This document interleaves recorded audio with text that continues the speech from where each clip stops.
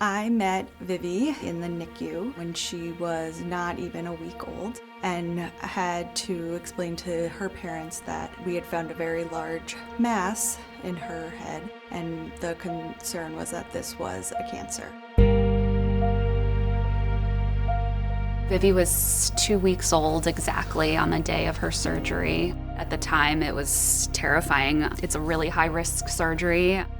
Not only were Vivienne's parents learning how to be new parents, they were also then learning how to be parents to a child undergoing intensive chemotherapy. She was hospitalized to receive her chemotherapy about every 3 weeks and did that for almost 2 years.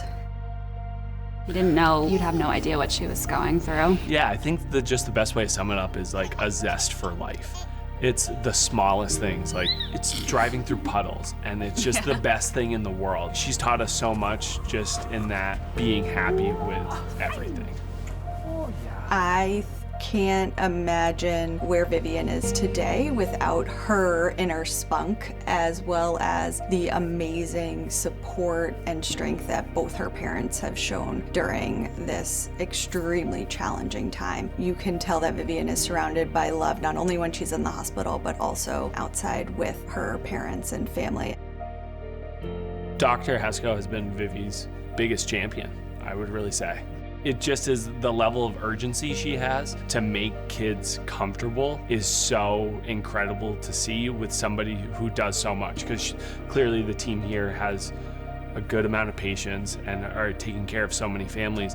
It's not only are we getting the best care to treat her cancer, but we've received the best care from her specifically in giving Vivi a childhood.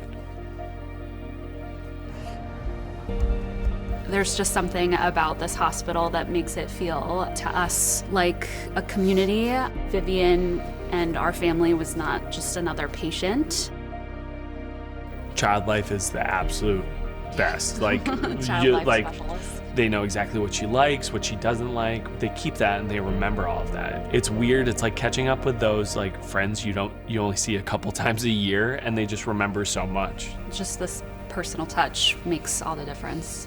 I am always amazed at what the group of people that I work with are able to do. We have medically challenging patients as well as complicated protocols and therapies that need to happen, and none of that would be possible without the diligence of every member of the group, and that is from nursing, pharmacists, child life, our advanced nurse practitioners, our social worker. All of us working together to provide the best care for our patients while they're here in the hospital, and then also making sure that they have the support when they're out of the hospital to continue to thrive. And I would say, like, even what's going on right now is a prime example of how we were made to feel comfortable. This is such a child-centered, family-centered hospital and care team. The most gratifying part of my job is being able to work with families. Many times we're meeting them on one of the worst days of their life, and being able to be with them through that journey and providing support and treatment not only for their child but for the whole family unit is really what brings me into work every day.